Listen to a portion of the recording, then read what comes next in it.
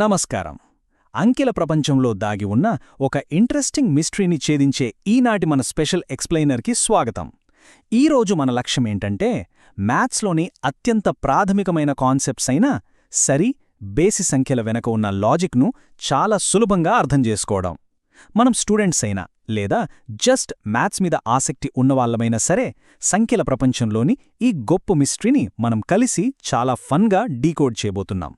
సరే, ఆలస్యం చేయకుండా నేరుగా పాయింట్కొచ్చేద్దాం. అసలు ఒక నంబర్ను చూడగానే అది సరి సంఖ్య అంటే ఈవెన్ నంబరా లేక బేసి సంఖ్య అంటే ఆడ్ నంబరా అని ఎలా ఖచ్చితంగా చెప్పగలం? అది ఒక సింగిల్ డిజిట్ నంబరైనా సరే లేదా లక్షల్లో ఉన్నా సరే దాన్ని చూడగానే క్షణాల్లో ఎలా కేటగరైజ్ చేయాలో తెలుసుకోవడమే ఈనాటి మన టార్గెట్. ముందుగా బేసిక్స్ కవర్ చేద్దాం. అదేనండి మన సరి సంఖ్యలు అనగా ఈవెన్ నంబర్స్ పరిచయం. డెఫినేషన్ పరంగా చూస్తే ఏ పూర్ణాంకం లేదా ఇంటీజర్ అయితే 2తో పర్ఫెక్ట్గా డివైడ్ అవుతుందో, అంటే 0 శేషం ఏ మాత్రం రిమైండర్ లేకుండా ఉంటుందో దాన్ని సరి సంఖ్య అంటాం. సింపుల్గా చెప్పాలంటే దేన్నైతే మనం కరెక్ట్గా 2 సమాన భాగాలుగా కట్ చేయగలమో అవే ఈవెన్ నంబర్స్ అన్నమాట. ఇక్కడొక భలే ఇంట్రెస్టింగ్ విషయం ఉంది. ఆ డెఫినిషన్ను మనం ఒక సీక్రెట్ మ్యాథ్స్ కోడ్లా కూడా రాయొచ్చు. అదేంటంటే 2k. ఇక్కడ k అంటే ఏదైనా ఒక పూర్ణాంకం కావచ్చు. ఉదాహరణకు k ప్లేస్లో 3 పెడితే 2 3 6 అవుతుంది. ఈ చిన్న ఫార్ములా సరిసంఖ్యల రహస్యాన్ని చాలా అద్భుతంగా వివరిస్తుంది. ఒక నంబర్ను మరింత ఈజీగా గుర్తుపట్టడానికి ఒక సూపర్ షార్ట్కట్ ఉంది. అదేంటంటే దాని చివరి అంకెని చూడటమే. ఏ సంఖ్య అయినా సరే చివర్న 0, 2, 4, 6 లేదా 8తో ఎండ్ అయితే కళ్ళు మూసుకుని అది ఈవెన్ నంబర్ అని చెప్పేయొచ్చు. ఎంత పెద్ద నంబరైనా సరే దాన్ని ఎంచక్కా 2 సమాన భాగాలుగా మనం విడగొట్టొచ్చు. ఇక్కడే చాలామంది కాస్త కన్ఫ్యూజ్ అవుతుంటారు. మరి 0 సంగతేంటి అని? డౌటే అక్కర్లేదు. 0 కూడా అధికారికంగా ఒక సరి సంఖ్య కిందికే వస్తుంది.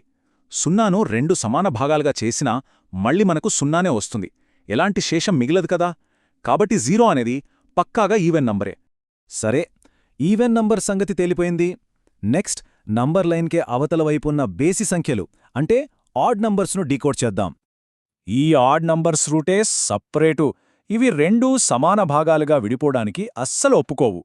ఒక ఆడ్ నంబర్ను మనం 2తో భాగించినప్పుడు ప్రతిసారీ ఖచ్చితంగా 1 శేషంగా మిగిలి తీరుతుంది. అంటే ఈ నంబర్లతో సమానంగా పంచడం అనేది కుదరని పని. దీన్ని ఫార్ములా రూపంలో చెప్పాలంటే 2k + 1. ఈ ఫార్ములా మనకు స్పష్టంగా ఏం చెప్తోందంటే ఈ బేసి సంఖ్యలను మనం పర్ఫెక్ట్ జతలుగా అంటే పేర్స్గా పేర్చలేం. లాస్ట్లో ఎప్పుడూ ఒక సింగిల్ పీస్ అలా మిగిలిపోతుందన్నమాట. మరి వీటిని గుర్తుపట్టడం ఎలా? చాలా సింపుల్. నంబర్ చివరన 1, 3, 5, 7 లేదా 9 ఉంటే అది ఆడ్ నంబర్. ఇంకో బ్యూటిఫుల్ పాయింట్ ఏంటంటే నంబర్ లైన్ మీద గమనిస్తే ఒక సరి సంఖ్య, ఆ వెంటనే ఒక బేసి సంఖ్య ఇలా ఒకదాని తర్వాత ఒకటి పర్ఫెక్ట్గా ఆల్టర్నేట్ అవుతూ రావడం మనం చూడొచ్చు. ఒక్కసారి రెండింటినీ పక్కపక్కన పెట్టి పోల్చి చూద్దాం. పిక్చర్ చాలా క్లియర్ అవుతుంది. సరి సంఖ్యలు ఎటువంటి శేషం లేకుండా సులభంగా డివైడ్ అవుతాయి. So formula 2k. బేసి సంఖ్యలు ఎప్పుడూ 1 శేషాన్ని మిగుల్చుతాయి. కాబట్టి వాటి ఫార్ములా 2k + 1. కరెక్టే గదా? థియరీ బాగా నేర్చుకున్నాం. ఇప్పుడు మన డిటెక్టివ్ స్కిల్స్ ఉపయోగించి కొన్ని వాస్తవ ఉదాహరణలను సాల్వ్ చేద్దాం. ఇదిగోండి, ఒక పక్కా 4 స్టెప్ మెథడ్ ద్వారా 16 అనే నంబర్ను చెక్ చేద్దాం. స్టెప్ 1, 16ని 2తో భాగిస్తే 8 వస్తుంది. స్టెప్ 2, శేషమేమైనా ఉందా? లేదు, 0 వచ్చింది. స్టెప్ 3, చివరి అంకె 6, అదొక సరి అంకె. కాబట్టి ఫైనల్ స్టెప్ 4, ఎటువంటి సందేహం లేదు, 16 అనేది పక్కాగా ఒక సరి సంఖ్య. ఇప్పుడు అవే ఇన్వెస్టిగేషన్ స్టెప్స్ని 13 అనే నంబర్ మీద ప్రయోగిద్దాం. స్టెప్ 1, 13ని 2తో భాగిస్తే 6 వస్తుంది. కానీ స్టెప్ 2, ఇక్కడ శేషం 1 మిగిలింది కదా. స్టెప్ 3, చివరి అంకె చూస్తే 3, ఇదొక బేసి సంఖ్య. సో స్టెప్ 4, 13 అనేది ఖచ్చితంగా బేసి సంఖ్య. That's it, case closed. ఇక మనం ఫైనల్ ఛాలెంజ్కి వచ్చేశాం. ఇప్పటిదాకా నేర్చుకున్న స్కిల్స్ను ఒక్కసారి టెస్ట్ చేసుకునే టైం ఇది. ఈ ఎక్స్ప్లెయినర్లో మనం కలెక్ట్ చేసిన పాయింట్స్ వాడి ఎవరైనా సరే ఇక్కడిచ్చిన అసైన్మెంట్ను చాలా సులభంగా జయించగలరు. ఈ లిస్ట్లో బేసి సంఖ్యలు ఏవో గుర్తించడం, అలాగే 1500 నుండి 1650 మధ్య ఉన్న బేసి సంఖ్యలన్నింటినీ రాయడం ఇప్పుడు చాలా ఈజీ అయిపోయింది కదూ. అనంతమైన ఈ నంబర్స్ విశ్వాన్ని కేవలం 2 అనే ఒక్క చిన్న అంకెతో ఇలా సింపుల్గా 2గా డివైడ్ చేయడం నిజంగా ఒక అద్భుతం.